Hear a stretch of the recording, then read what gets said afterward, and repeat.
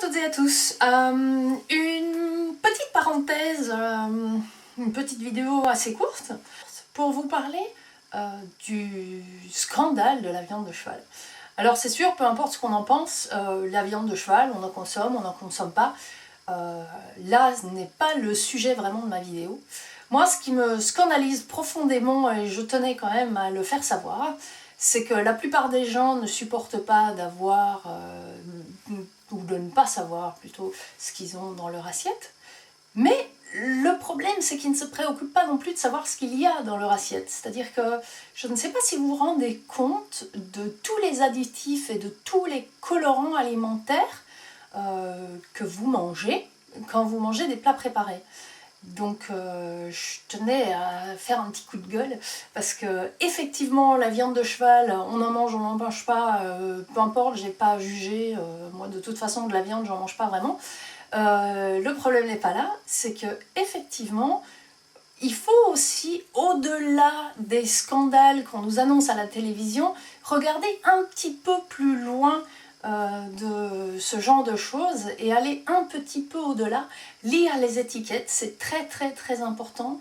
Il faut vraiment lire les étiquettes parce que quand vous voyez tous les produits chimiques qui sont ajoutés à vos plats préparés, au-delà de la viande dont malheureusement vous ne connaissiez pas l'origine, c'est quand même très très grave d'accepter de manger en toute connaissance de cause, puisque vu que c'est écrit sur l'étiquette, vous êtes censé lire des étiquettes en tant que consommateur, même si la plupart des gens ne le font pas, vous êtes censé le faire puisque c'est écrit sur le produit, et ne pas prendre en compte le fait que vous allez manger un tas de produits chimiques qui sont hyper nocifs pour la santé, hyper cancérigènes, mais par contre qu'on se scandalise de ne pas savoir ou de ne pas avoir su que la viande n'était pas celle qu'on a voulu avoir dans notre assiette.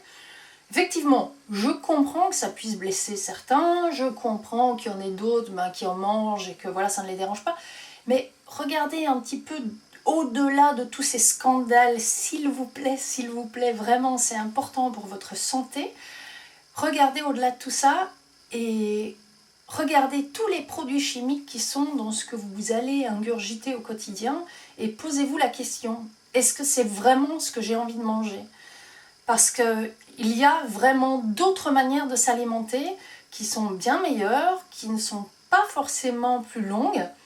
Je fais à manger tous les jours et je mets 10 minutes, un quart d'heure pour faire à manger tous les soirs.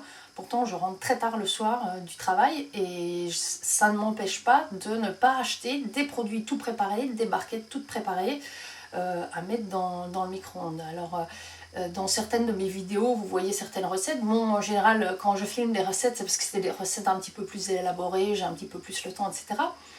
Donc je vais vous donner un petit exemple de recette que je fais le soir quand j'ai pas vraiment le temps de faire à manger.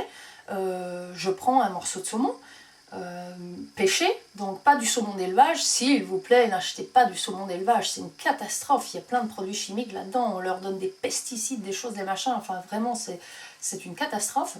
Je prends un morceau de saumon, je le fais cuire, je mets de l'eau à bouillir, je fais des pâtes.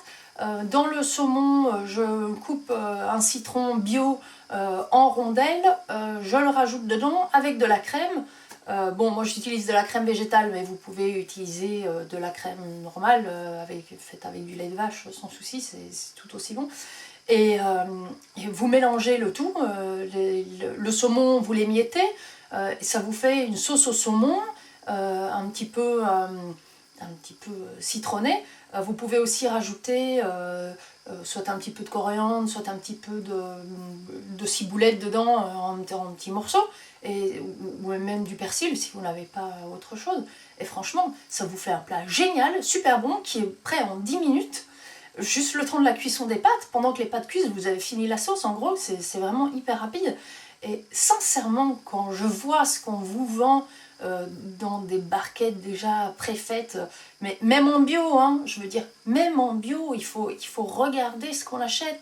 En bio, il faut vraiment acheter que des produits et des légumes frais de saison et qui, si possible, viennent de pas trop loin de là où vous habitez. Bon, je sais que quand on habite en région parisienne, c'est sûr qu'il ne va pas y avoir un champ juste à côté, sous la tour Eiffel, c'est clair.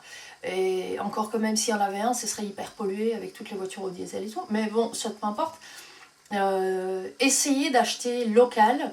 Vous verrez que le bio, c'est pas forcément plus cher que d'acheter n'importe quelle autre chose en grande surface.